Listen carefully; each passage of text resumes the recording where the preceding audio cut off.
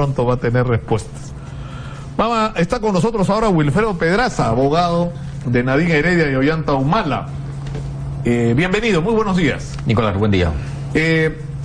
Hubo un pedido de prisión preventiva que fue aceptado en dos instancias, ¿no es cierto?, el Poder Judicial, y que ustedes, contra Nadine Heredia y Ollanta Humala, que ustedes han llevado hasta el Tribunal Constitucional. Es correcto. ¿Cuándo se va a resolver esto en el Tribunal Constitucional? Pues no tenemos una fecha, porque eso le compete al presidente del Tribunal Constitucional, el magistrado Blume, decir cuándo los magistrados que ya escucharon a los abogados hace 40 días deben emitir su voto. De manera tal que solo esperamos que él lo decida. Sí, por supuesto, hemos venido por medios invocando respetuosamente al Tribunal Constitucional que pongan en agenda el momento en que los 6 magistrados emitan su voto, porque hay personas privadas de libertad, es un habeas corpus, ha pasado ya 40 días luego de la vista de la causa y está para el voto, de manera tal que espero sea muy pronto. ¿Cuánto tiempo tienen en prisión en este momento Nadine Heredia y Ollanta Humala? Han cumplido 8 meses y medio de arbitraria prisión preventiva, que dicho sea de paso, la circunstancia que dos instancias del Poder Judicial lo hayan decidido no supone per se legitimidad y corrección de esa decisión. Nosotros en este tema estamos afirmando claramente que tras esta decisión judicial, en verdad, hay una arbitrariedad envuelta en una sentencia del Poder Judicial que tiene que ser corregida por el Tribunal Constitucional, que por supuesto es competente para revisar casos. Pero qué debe, o sea, el Tribunal Constitucional lo ha hecho en anteriores oportunidades, ¿no es cierto? En muchas ocasiones. Ahora, pero, es decir, yo puedo coincidir en el hecho de que todos tienen que ser tratados de la misma manera, y lo que sorprende es que empieza a aparecer información sobre otros casos, ¿no es cierto? O sea, Susana Villarán, el propio Pedro Pablo Kuczynski, Alan García, Keiko Fujimori, ¿no es cierto? Y la conclusión tendría que ser la misma, es decir, en algunos casos ha habido hasta allanamientos a locales como el de Fuerza Popular, que digamos a igual presunción y iguales medidas de prevención. Es decir, que si Ollanta Humala y Nadine Heredia merecen la prisión preventiva para que no impidan la investigación, para que no tengan la oportunidad de fugar del país, etcétera, etcétera, el mismo trato deberían recibir los otros. Eso me parece razonable. Lo que estamos diciendo es que ellos tampoco deberían estar en prisión, porque la regla universal es que la prisión es excepcional, la responsabilidad se prueba durante el juicio oral o al final del juicio oral. Por ejemplo, el caso de los empresarios vinculados a la construcción. A mí me parece bien que hayan salido en libertad, porque estaba apenas iniciada la investigación. ¿Qué vínculos, qué responsabilidad tienen? Eso el juicio lo dirá. Pero a ver, en el caso de ellos, socios de Odebrecht, y habría que ver socios en qué. En principio, en temas empresariales. Pero ellos que tienen mucha más relación con el tema Odebrecht están en libertad y reitero, nos parece bien. Los señores Humala están detenidos porque el fiscal y la sala penal también le imputa vínculo con el crimen organizado, nada menos con la empresa Odebrecht. A mí me parece que hay un doble estándar muy claro. Pero, a ver, ellos están detenidos, y eso es nuestro cuestionamiento con el Tribunal Constitucional, porque el fiscal Juárez inventó la tesis de fuga que nunca probó. Los jueces tendrían que haberle pedido, exigido al fiscal que demuestre esa tesis de fuga con testigos, con documentos, con algún hecho fáctico, y nunca lo han logrado establecer. Y por eso es que de 14 temas que invoca el fiscal Juárez, el juez Concepción Carbancho le admite 5 y la sala finalmente le respeta 1 y un elemento le añaden. Entonces, así las cosas, una sentencia que tiene muy pobre fundamentación tiene que ser revisado en términos constitucionales por el Tribunal Constitucional, y creemos que, siguiendo el estándar del TC que antes ya resuelto, tendrían que ordenar la libertad del señor Humala y su esposa. Ya, pero el fiscal Rafael Vela, que alguien ha cuestionado, no sé por qué, su atribución o su derecho a hablar sobre este tema. Si él es el coordinador del lavado de activos, ¿cómo no va a tener atribución de hablar sobre el tema? Y él ha anunciado que faltan días prácticamente para que salga la acusación formal contra Nadine Heredia y Ollanta Humala. A ver, dos temas. La circunstancia de que acusen o no acusen no tiene nada que ver con la prisión preventiva, porque decenas de miles de ciudadanos en el país con acusación están enfrentando su proceso en libertad. el Ministerio Público quiere tapar la arbitrariedad de su prisión preventiva con la acusación, como si eso fuera un mecanismo procesal que podría impedir que el Tribunal Constitucional se pronuncie favorablemente. Eso no es exacto.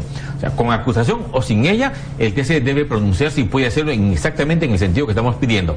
Y en segundo lugar, nosotros no cuestionamos al fiscal Vela que él salga a hacer referencia sobre el caso por temas generales, pero lo que él no puede hacer, porque la ley orgánica se lo impide, es hacer pronunciamientos sobre el fondo del tema. Él no puede decir que un caso está maduro o no lo está, porque esa facultad solo le corresponde al fiscal Juárez, que es el fiscal de la investigación. El hecho que él haya conocido en segunda instancia la apelación de prisión preventiva no lo habilita para pronunciarse sobre temas de fondo en la investigación. Eso está muy claro en su ley orgánica. Que él haga anuncios generales, que él coordine internamente, que ayude en el tema de cooperación internacional, bienvenido, me parece un buen fiscal en esos términos, pero... Ya, pero el problema es que ¿a dónde es a donde quieren llegar ustedes? Que lo que nosotros deberíamos suponer es que no hay prácticamente en ninguna circunstancia razón para que la gente vaya a prisión preventiva. Es cierto que se ha abusado de la prisión preventiva en el Perú, pero la experiencia que hemos tenido con Alan García, la experiencia que tenemos actualmente con Alejandro Toledo, ¿no es cierto? ¿Por qué no? O la interferencia en el desarrollo de las investigaciones, que es un asunto real. Es decir, en el caso, por ejemplo, de los consorciados a Odebrecht, es evidente que ha habido un intento de digamos, maquillar cifras y de justificar movimientos de dinero. Y eso es una interferencia en el proceso que justifica además la prisión preventiva. Pero están libres. En nuestro ¿No caso, deberían? En nuestro caso no hay ningún acto de interferencia establecida. Se ha hablado respecto a la supuesta compra de testigos. Lo que se está haciendo es extrapolar una hipótesis a nuestro caso, y eso es bien arbitrario, porque el presidente Humala nunca fue investigado por el tema de compra de testigos y los investigados fueron absueltos. A ver, ¿de qué se trata? De que el Tribunal Constitucional evalúe la consistencia de la decisión judicial, la consistencia constitucional, si está debidamente motivada o no. Y eso es una garantía tuya, de los ciudadanos, de todo el mundo. Pero ¿cuál es digamos, Nicolás, qué es lo que justifica la prisión preventiva? Se supone que es una escala, ¿no es cierto? Se comienza primero sobre si el delito que se te está atribuyendo es posible que tú lo puedas haber cometido y que la pena es una pena que supondría prisión. Esa es la primera condición que se cumple en este caso, ¿o no? En abstracto. Pero la regla más importante, y lo dice la casación, es decir, un acuerdo de la Corte Suprema, la de Moquegua 2013, lo dice expresamente, que el elemento más importante para la prisión preventiva es el peligro procesal, es decir, hay que acreditar peligro de fuga. Entonces, procesado que, además de pruebas, se va a ir del país, pero se va a ir con datos fácticos, con información real, acreditada, pues bienvenida a la prisión preventiva. Pero en nuestro caso el fiscal Juárez se lo inventa. No, pero lo que él dice es que tiene indicios, por ejemplo, el hecho de que las hijas salgan, ¿no es cierto?, del país en una circunstancia en que estás empezando un proceso. Pero eso, Nicolás, es un atropello absoluto al derecho de las hijas a viajar, porque los procesados tienen hijos, todos en el país, y los hijos no tienen ninguna limitación para viajar o no viajar. Pero puede ser, Pedraza, una señal, o sea, si tú te vas a ir del país, tienes hijos, te llevas a tus hijos, ¿no es cierto? O sea, a menos que seas desalmado, digamos. Revisa las fugas más importantes y el investigado se va. Él se va. ¿Para qué compromete a la familia en la fuga? Esa tesis de fuga progresiva, que primero él o ella y luego los hijos o al revés, es una barbaridad jurídica. Pero en todo caso, si eso fuera así, el fiscal tenía la obligación de decir: con este elemento 1, 2, 3, 4, estoy acreditando ese propósito de fuga. Y los jueces no han tenido el valor de exigirle a la Fiscalía consistencia en ese argumento. No, los jueces lo que han considerado es que los argumentos, y lo han hecho en dos instancias diferentes, o sea que los argumentos que ha presentado la Fiscalía son razonables. Falso, porque la Fiscalía... Pero si eso es lo que han resuelto. No, es que la Fiscalía, el fiscal invoca 14 elementos y la Sala Superior le recoge solo uno. La Sala Superior lo que hace en el caso de Nadine Heredia, gravísimo, le dice: Así como otorgaste un poder para que sus hijas puedan viajar, que nunca viajaron y que luego se dejó sin efecto, ese elemento lo valora como peligro procesal. Es gravísimo. Tú te compras un auto para lo que fuera, lo vendes y la sala sigue diciendo no, pero aunque lo vendiste, ese auto sigue siendo tuyo. Había la voluntad de... Sí, pero ya se vendió, ya se dejó sin efecto en todo caso. Ahora, el problema es que esto se da en medio de una controversia sobre... Que es una discusión bien delicada, que es la composición del Tribunal Constitucional, ¿no? Que finalmente termina siendo seriamente interferida por razones políticas, ¿no? Pero es decir, no de nuestra parte, porque hay que recordar que Nadine Heredia ha tenido un solo habeas corpus en el Tribunal Constitucional hasta ahora y ha sido desfavorable esa votación. El magistrado Espinosa y todos los demás han votado contra ella. Es decir, es todo lo contrario de aquello que se sostiene en medio de comunicación. Y esa decisión del Tribunal Constitucional es la que abrió la puerta para la investigación sobre el lavado de activos, porque ellos ya habían logrado archivar el año 2011, me parece, un caso como este. Por tanto, ¿de qué orientación o cercanía se está hablando? Siempre, Nicolás, habrán candidatos aprobados por congresistas, porque esa es la regla constitucional, de cuyos votos les permita la elección como magistrados en el TC. Pero eso no nos vincula al partido en absoluto. O sea, reitero, el único habeas corpus que hemos tramitado se perdió, y se perdió por unanimidad. Hoy estamos en un nuevo esfuerzo por un tema central, la libertad individual. Y el Tribunal Constitucional en ese tema tendría que ser mucho más exigente respecto a la consistencia de la motivación de una decisión judicial. Y estamos absolutamente seguros que esa motivación es inocua, es falsa, es aparente, porque la verdad, la pobreza de los fundamentos del juez Concepción Carbancho es clamorosa, y la de la sala también en la parte de peligro de fuga. Distinto sería que hubiesen acompañado información que demuestre que Nadine Heredia se quiso fugar. Ella retornó al país cuando el juez se lo pidió. El presidente Humala viajó una vez ya siendo expresidente y volvió al país. Y cuando le dictaron prisión preventiva... O sea, ¿qué cosa es lo que ustedes pretenden? O sea, que Nadine Heredia y Ollanta Humala sigan el proceso en libertad. ¿Qué es lo que corresponde? Porque si la regla es prisión preventiva para aquel que se quiere fugar, y ellos nunca han querido fugarse, porque hay prisión preventiva. Con acusación o sin acusación, Nicolás, la investigación seguirá. La Fiscalía ha venido diciendo que hace 8 meses y medio el caso estaba cerrado. Han pasado 8 meses y medio y el caso sigue abierto. Y va a seguir abierto porque todavía falta la declaración de Migliaccio, de Silva, de Mameri, que el fiscal lo ha solicitado. Falta que los peritos emitan su informe final. Y falta diligencia que nosotros hemos pedido, algunas muy pocas. De manera tal que la investigación se cierre cuando el fiscal Juárez lo decida y no cuando el fiscal Vela lo decida. A mí me parece, la verdad, poco democrático que una institución como el Ministerio Público presione al Tribunal Constitucional respecto al sentido de una decisión que están por emitir. Eso no me parece... Pero ¿por qué va a ser ¿por qué va a ser una intromisión del fiscal Vela el defender los argumentos del Ministerio Público? Porque la ley... y las certezas del Ministerio Público. Porque la ley, Nicolás, le exige al fiscal tener en cuenta el principio de objetividad. El fiscal investiga para condenar o para absolver, no solo para acusar.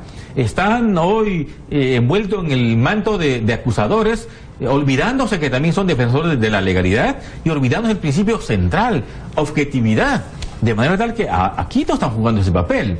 Pero en todo caso, a ver, si respetando ese espacio, no podemos decir que el Tribunal Constitucional, como lo ha dicho el fiscal Vela, emite en ocasiones fallos políticos. No podemos decir que porque el Poder Judicial ya dictaminó en segunda instancia, el TC no tiene nada que hacer en este tema. La ley constitucional establece facultad al Tribunal Constitucional para revisar la consistencia de los fallos, y eso es lo que va a hacer, y nos parece adecuado. Pero no puede convertirse en una última instancia judicial. Que no lo es. No se va a pronunciar sobre las pruebas, se va a pronunciar sobre la consistencia sobre si se ha respetado o no el debido proceso en el caso o no. Hay dos temas que hemos invocado. Y todo indica, y es lo que yo entiendo que defiende Rafael Vela, y por eso a mí me ha parecido razonable. O sea, no me parece que nadie debería escandalizarse.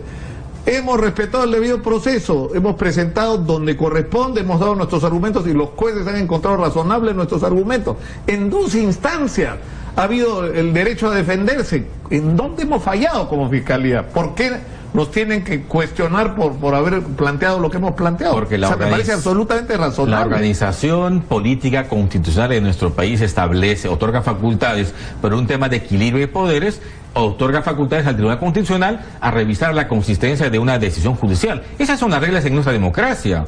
Impedir eso, desconocer eso, supone una dictadura de la Fiscalía. El Tribunal Constitucional va a equilibrar una decisión. Y nosotros estamos cuestionando, cierro con eso, dos temas centrales. Uno, la proporcionalidad. ¿Cuál es el juicio de proporcionalidad que los magistrados han hecho para saltar de una comparecencia a prisión preventiva? Ninguna, cero. Y eso es un requisito que tendrían que haberlo efectuado. ¿Por qué de una comparecencia con restricciones que cumplía su fin, cuyos investigados asistían siempre a las diligencias, saltan a la prisión preventiva? ¿Por qué no haber ajustado en todo caso mecanismos de progresividad? Que eso dice la norma.